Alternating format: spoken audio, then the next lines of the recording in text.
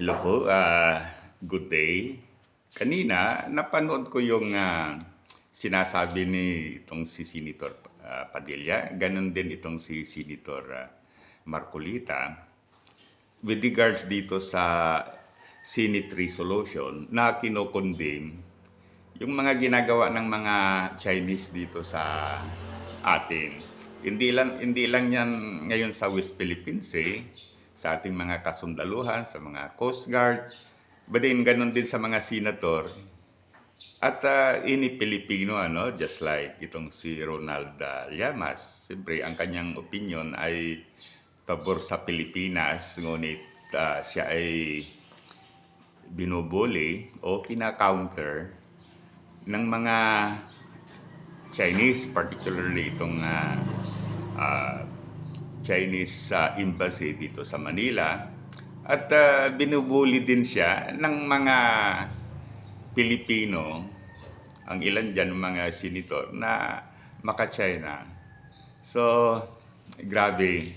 Bilang Pilipino, sa totoo lang, talagang na arose yung ating pagka-Pilipino kahit na medyo may edad na tayo. But then, talagang we have to stand up for the country. Iprotekta natin yung ating bansa. Ang Pilipinas ay nabuo sa sakripisyo ng mga sinaunang revolutionaries, yung mga lumaban sa mga Kastila, lumaban sa mga Amerikano, lumaban sa mga Hapon, etc. etc. So, yan, pagkatapos parang ganyan na lang, para bang ibibigay mo na yung bansa mo sa another bansa in a silver platter. Kaya, yon, grabe talaga itong dalawang ito. Bagamat marami pa rin silang mga senators o government officials o kaya known individuals na ang loyalty ay sa China. Okay. So ano ba itong sinasabi ni Juan? Ito si Senator Marcolita. Ito noon pa man talagang medyo hindi na ako pandito against ako dahil yung unang statement niya, there is no such thing as West Philippine Sea. Mali yan. Nasa kolehiyo pa kami, talagang mayroon na yung West Philippine Sea na pinaglalaban ng Pilipinas against China. Okay, so yun na. Pagkatapos sabi niya ngayon, binubuli daw tayo ng mga Chinese dahil binubuli natin sila. Dahil gusto natin makipag-away sa kanila. Mali yan, Marcolita. Hindi ka ba aware sa mga ginagawa ng mga Chinese Coast Guard? Sa mga fishermen natin na sila ay kung ano-anong ginagawa? Hindi ka ba aware na pumapasok sila sa ating itong economic zone natin, exclusive economic zone natin? Hindi ka ba aware dyan na Marcolita? Abogado ka naman.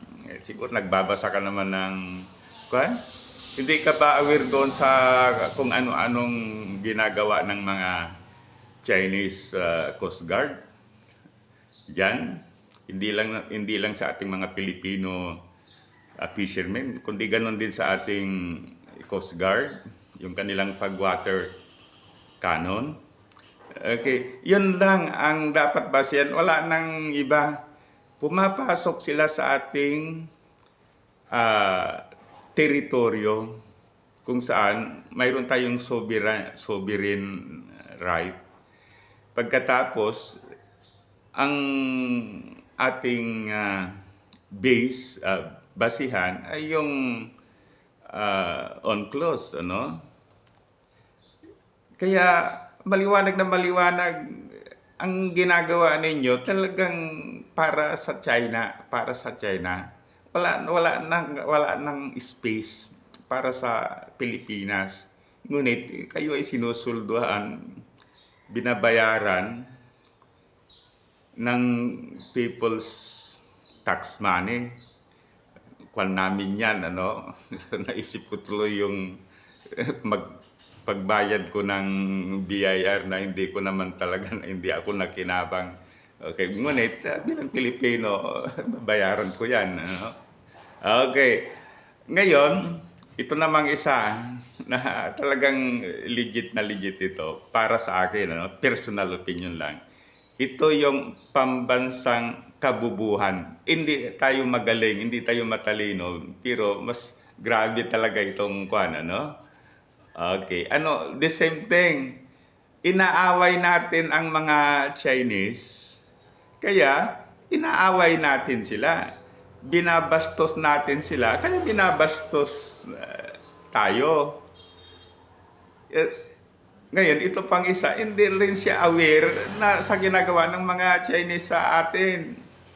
Okay, kaya sana magbasa-basa itong yung taong ito, ano? Yan. Ngayon, ito yung actually natatawa ko dito. So, kung wina-water cannon tayo ng mga Chinese, dapat daw iwa-water cannon din natin yan. Okay, ito logic senator. Hindi ako, para sa akin hindi ka senator. Logic boy silly, ano? Lahat ba ng mga fishermen na wina-water cannon ng mga kwan, maglalagay din ng water cannon para labanan yung mga Chinese? Imposible yan, ano? Okay, unang-una, halimbawa, ikaw ay fishboat operator na pumupunta dyan, gagastos ka ng milyon o kaya madadagdagan mo yung gastos para sa pag-install ng water cannon. Pagkatapos, sa palagay mo, matatalo mo yung mga Chinese. Okay, kung halimbawa, ang mga Coast Guard ay maglalagay sila ng water cannon na ganito ang specification.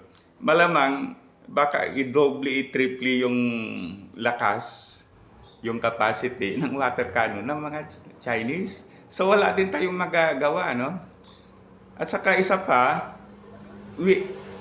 dahil nga ayaw natin na makigira sa kanila, then hindi natin sila naharap ng parang nagmamatigas tayo sa sawi na tayo ay talagang labanan, ano? Ang ginagawa ng Philippine government, ina-avoid whatever incident na baka magkaroon ng gera nga. Yun ang iniiwasan ng Philippine government ang mga hakbang na posible makapag-trigger ng open war with China. Okay, dapat maintindihan mo yun na Senator Silly o Boy Silly. Hindi pala Senator, ano? Ayan, grabe. Kung magpakita naman kayo ng yung panindigan sa Pilipinas. Grabe yung ginagawa ninyo. Hindi na makatwiran, ano? Open na talagang ang kayo ay senador ng China, hindi kayo senador ng Pilipinas. Grabe na kayo. Hindi lang kayo, yung mga pati yung mga kaalyado ninyo dyan, ang dami ninyo. Okay? Kaya yung resolution na kinokondemn, o Senate resolution na kinokondemn ang ginagawa ng mga Chinese sa atin, dapat mag-stand up ang senator dyan. Ngunit anong ginagawa ninyo? Kinokontra pa. Sana tayong mga Pilipino, wag tayong buboto ng mga ganitong tao na ang kanilang loyalty ay sa ibang bansa. Tama na. Masyado ng pinipirwisyo ang Pilipinas ng mga taong ito. Okay, so yan. Muli, thank you. Sana i-like at subscribe sa ating YouTube channel at ganoon din sa ating Facebook account.